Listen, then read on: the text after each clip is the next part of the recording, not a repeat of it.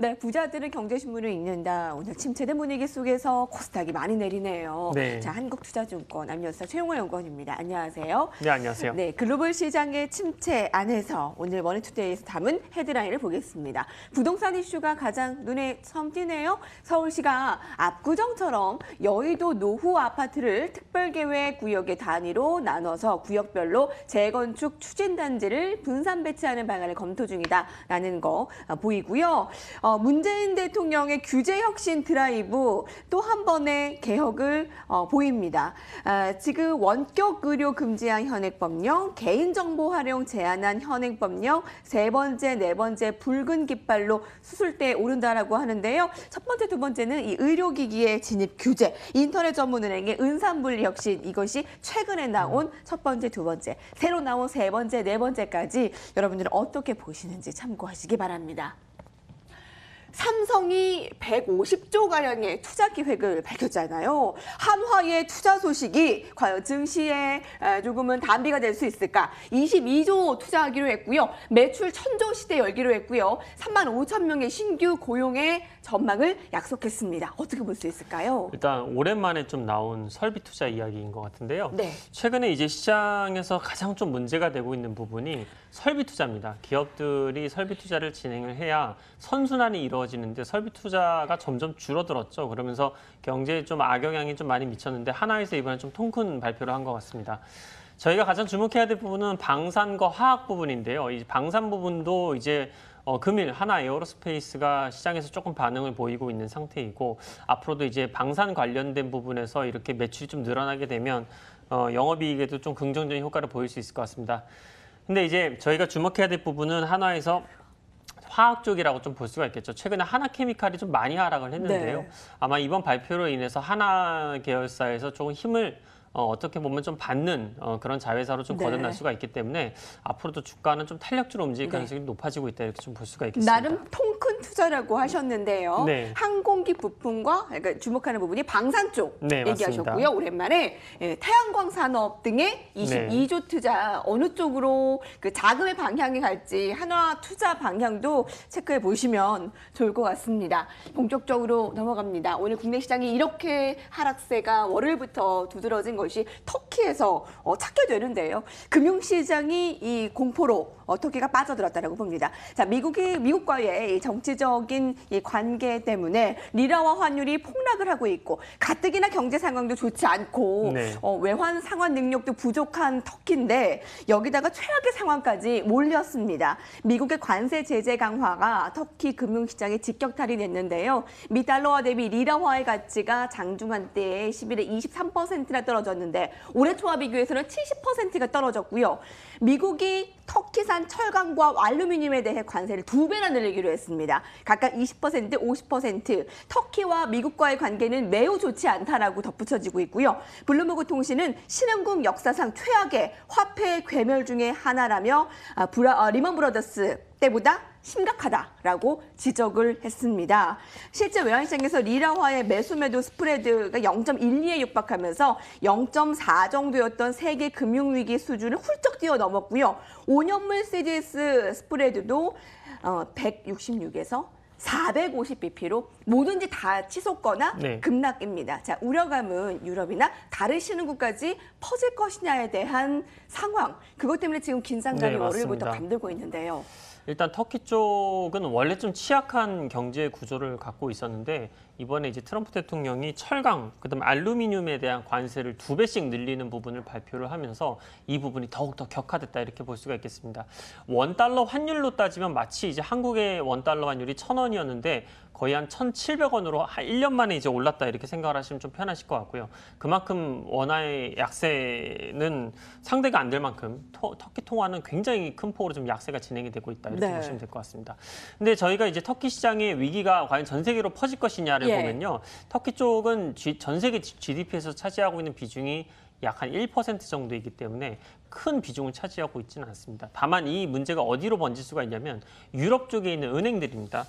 유럽에 있는 은행들, 특히 이제 이탈리아와 프랑스, 스페인, 독일을 보면은 여기서 이제 주요한 은행들이 터키 쪽에 이 대출을 해준 부분들이 있거든요. 그래서 특히 이제 스페인 같은 경우에는 830억 달러 정도이고요. 이탈리아 같은 경우는 170억 달러의 어떤 채권 자산의 위험도가 있기 때문에 이러한 부분 때문에 유럽 시장도 저번 주 금요일 날에 하락폭이 약 한 1.7% 정도로 꽤 크게 발생이 했습니다.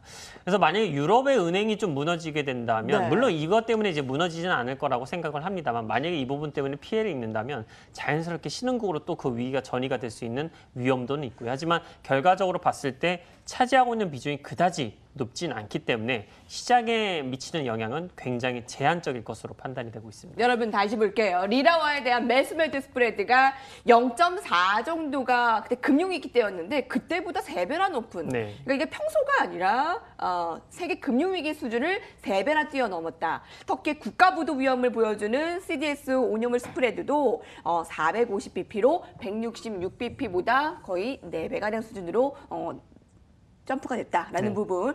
터키 경제 위기가 달러 강세와 금리 인상, 무역 전쟁과 함께 고통받을 수 있고 일부 신흥국에 부담이 될 수 있다라고 체크를 하고 있고요. 하지만 말씀하신 대로 글로벌 금융 위기로 발전할 가능성은 좀 희박하다. 네. 좀 체크가 되고 있네요. 네. 동일하시는 거죠. 제한적이다라는 것이죠. 그렇죠. 네. 이 부분이 뭐 코스피 시장에도 오늘은 좀 영향을 미치고 있긴 많이 하지만 미치잖아요. 코스닥 예. 많이 떨어지고 있고요. 예, 맞습니다. 특히 뭐 신용 물량이 너무 높거나 네. 뭐 워낙에 이제 부담감이 높은 고 PER 종목들 같은 경우에는 조금 하락세가 나올 수가 있는데 그 외에 이제 펀드멘털이 좀 탄탄한 종목들은 생각보다는 그렇게 하락폭이 심하지 않을 것으로 판단하고 있습니다. 국내 안에서도 몸살을 앓고 있습니다. 반도체주를 갑자기 팔으라고 반도체주 팔아라라는 레포트에 개인들은 오히려 더 사고 있는데 반도체의 앞으로의 향방 어떻게 될까요? 먼저 SK 하이닉스의 주가와 공매도 거래량 추이를 자세히 보실까요? 7월에는 SK 하이닉스 외국인 순매수 1위에 올랐습니다. 그런데 모건 스탠리가 반도체주의 투자 의견 하향 조정을 내놓은 이후 8월에는 다시 외국인 순매도 1위로 확 180도 바뀌어버렸습니다. 반도체주 고점 논란에 대해 글로벌 반도체 업종 전반이 확산돼서 대만의 TSMC라던가 인피니온, 마이크론, 미국의 어플라이드 머티리얼즈 등 다 동반해서 하락하고 있는데요. SK하이닉스와 같이 증권사가 갑작스레 투자 의견을 하향 조정해 주가가 급락하며 개인 투자자들의 손실은 그대로 노출되기 마련입니다. 실제로 모건 스탠리는 반도체 업종이 향후 12에서 18개월, 그러니까 24개월까지 시장 수익률 하회 전망을 했기 때문에 좀 장기화될 수 있다는 우려감인데요. 자, 반도체주 투자자들은 어찌해야 할까요? 이 기사에 따르면 4가지입니다. 손절매.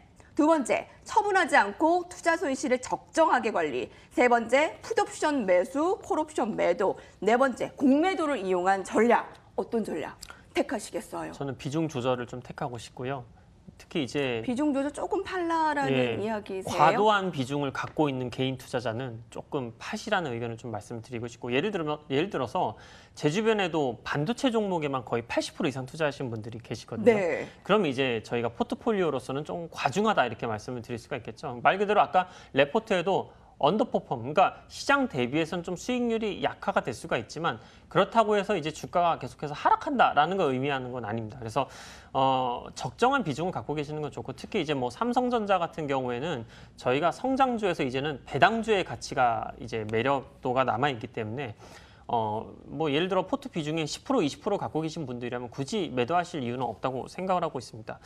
이제 작년까지 발생된 패러다임이 개인의 PC와 개인의 스마트폰에 들어가는 반도체에서 기업의 서버로 들어가는 이 D램으로 이제 어떻게 보면 네. 좀 산업의 구조가 좀 바뀌었거든요. 근데 올해부터는 지금 아시겠지만 스마트폰 경쟁력도 조금씩 떨어지고 있고 서버에 늘어나는 그 속도도 조금씩 감소가 되고 네. 있기 때문에 여전히 돈은 많이 벌 겁니다. 올해도 내년도 내후년도 반도체는 여전히 돈을 많이 벌겠지만 성장성은 둔화가 될 수 있다는 부분은 저희가 알고 있어야 되고 이에 따라서 반도체의 비중을 너무 많이 실으신 네. 분들이라면 조금 다른 업종도 매수라는 분산 전략을 좀 드리도록 하겠습니다. 지난주에 모건 스탠리가 SK 하이닉스에 대해 비중 축소 의견을 내놓은 데 이어 바로 글로벌 반도체 업종에 대해서 네. 주의 의견을 내놨습니다. 사실상 주의가 가장 낮은 단계라 매도 의견과 일치한다라는 게 분석인데요. 네. 근데 SK하이닉스에 대해서 모건 스탠리가 투자 의견을 하향 조정했을 당시 개인들은 오히려 매수했습니다. 네. 6천억 원 가량.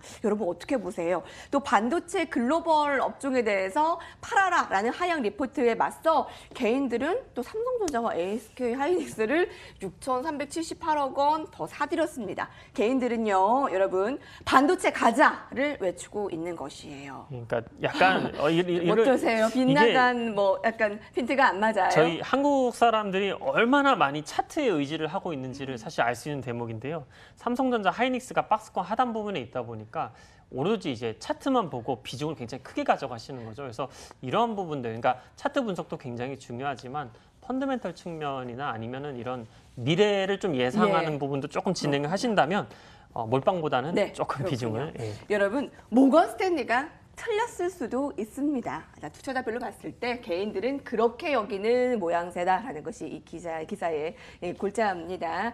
반도체 고점 논란에 대해서 불붙는 IT주의 고점 논쟁에 대해서 개인 투자자들이 어떻게 생각을 하고 있느냐, 외국인 기관들은 어떻게 대응을 하고 있느냐, 이번 주에 아마 숙제가 될 것 같습니다. 자, 마지막 특징을 볼게요.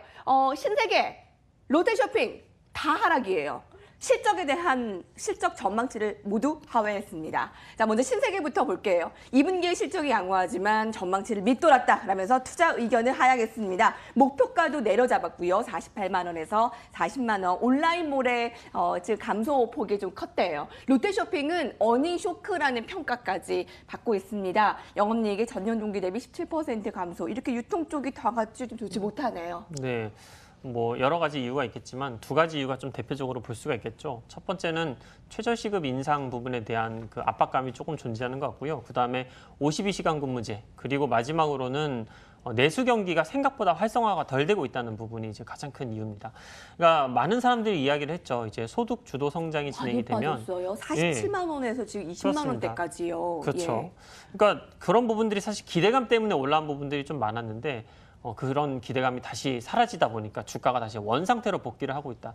다만 이제 뭐 밸류에이션적인 매력도는 다시 생긴 상태입니다. PER 10배 정도의 거래가 되고 있기 때문에 이 상태에서 추가적으로 하락이 나오더라도 그 폭은 굉장히 좀 제한적으로 보고 있고요.